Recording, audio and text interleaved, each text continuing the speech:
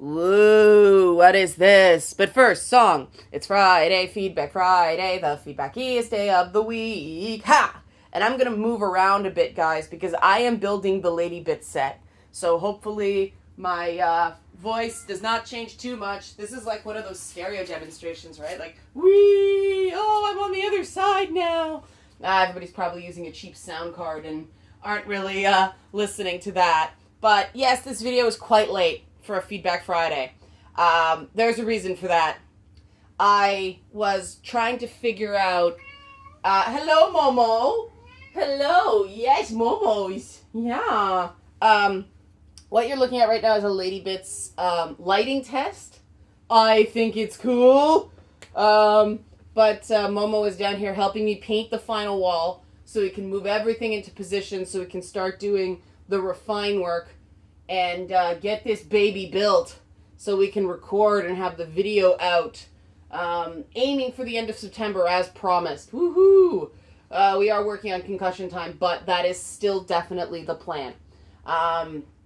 The thing I wanted to talk about today was, of course, the response to the PewDiePie stupidity surrounding stupidity video I did, because the other one was just Binky stepping on a painted shelf, which was cute, but not exactly something that requires a dialogue. Although somebody did tell me about a primer you can use on veneers, which I find very interesting. Yay, I'm going to check that out. But the reason I'm using shadows is part to see how this looks, and I think it looks pretty good on video. And it's mysterious, so I like the coming soon teaser on the Lady Bits. But also because I was sort of torn between addressing this because it's a valid concept that deserves discussion, and determining that the people I'm talking about here aren't interested in having a productive dialogue. They're not interested in treating other people like people they happen to disagree with instead of an enemy that must be destroyed. And you don't waste your breath on people like that. That's just feeding the trolls, you know? And if I'm going to do that, I might as well just start playing the victim, found a anti-harassment organization that's actually just a PR wing for my personal brand, and write a book full of half-truths. Yeah, that was throwing shade. I'm in a bad mood. But I don't want to do that. I don't want to do that. I owe it to you guys who watch my content on a regular basis to not do that, to not blow it up because I'm pissed off. And I'm really pissed off right now because, like I said, I admit mistakes when I make mistakes, and I did mistakenly say that PewDiePie, I said he lives and works in the US. I was essentially, depending how you look at it, 3/4 to half wrong. The point I was making, somebody actually did tell me he lives in the US now, and I just took that person at their word because, you know, it's not that important to my general argument as long as PewDiePie now lives in a country where this is known, the N-word is known to be a bad word, then that's my point. I understand that in Sweden, it's not, because it's more, you know, racially homogenous, it doesn't come up as much. But like me, the bulk of his audience is most likely Americans, because there's just so many Americans that watch YouTube content. And I know, as somebody whose audience is majority American, like, Americans make up double, possibly triple, the audience on my YouTube channel of Canada, Ireland, Germany, Australia, and a few other countries combined. Like, if you want to be a YouTuber, you have to appeal to the American audience. Not pander, but appeal, which means being aware of the specific cultural sensitivities down there and understanding how it differs from your own culture. For instance, in Canada, conservatism is a completely different thing than conservatism in the US. We don't have the culture issue fights that American has. We have, the gay marriage thing is solved up here. It's law. It's not going away. We don't have the fight over abortion. Every time a very, very hardline conservative person starts up, their own party goes, shut up, shut up, shut up, shut up. This is not up for debate. We don't have the same issues. Conservatism is not the same the world over. But I understand the political divides in the U.S. right now, and I am respectful to that. I am not a fan of Donald Trump.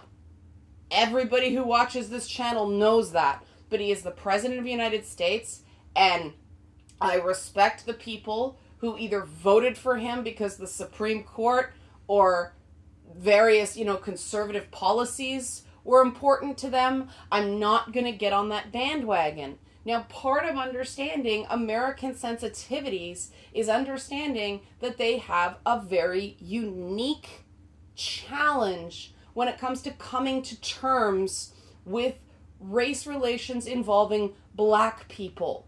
It is not the same as, even the Chinese that were brought over as essentially quasi-slave labor, indentured servitude kind of thing to build the railroads, which is its own thing, but they didn't follow that up with Jim Crow. Like, yes, there was the Japanese internment, but it's not the same thing. It's not the same thing as the issues here in Canada with our indigenous peoples. It is different country to country. And if a bulk of your audience is in a particular country and you want to keep that audience, you're sensitive to what their concerns are, what their sensitivities are. That just makes sense. That's what I was trying to say. But these enraged defensive PewDiePie fans tried to invalidate my entire argument based on that one mistake. And that's not arguing in good faith. Point out the mistake. Fine. I've admitted I made a mistake. It was a mistake. It's just factually inaccurate. But then people started accusing me of lying about him, and a lie is a deliberate act. That's ridiculous. More people than I can count called me stupid, and that I didn't know what I was talking about, and I clearly don't know. And the other thing was what I said, who is PewDiePie? For those who don't know, he came up screaming at survival horror videos. That is how he came up, folks. That is. You can't change that just because that's not what he does now. That is how he got famous. That is how a lot of people came to know who he was. And he was able to build on that. But then I get that, well, you've obviously not watched a PewDiePie video since 2009. Like, yeah, I don't watch PewDiePie. I'm a hardcore gamer who is over the age of, 23. I don't watch PewDiePie. I watch other channels that much more cater to a gamer sensibility instead of this sort of safe for kids idea. I mean, it is undeniable from a branding perspective that PewDiePie rose to the level he did is because he looked clean cut. And now he's rebelling against that and all that stuff. I don't want to get into it.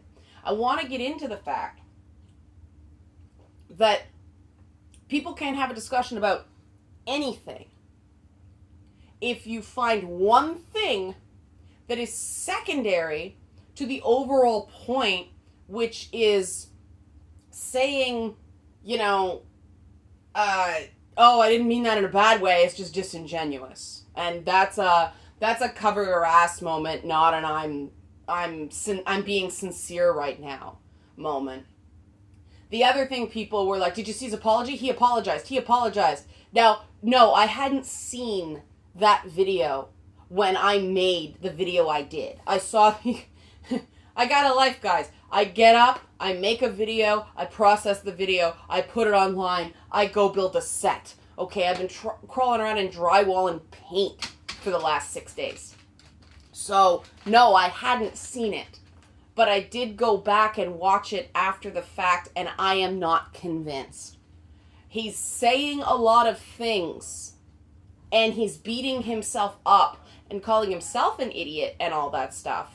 But I don't, when he says, I'm sorry if anyone was offended, and now my dog's going crazy, that's not enough. So I'm going to wrap there. That's how I feel about it.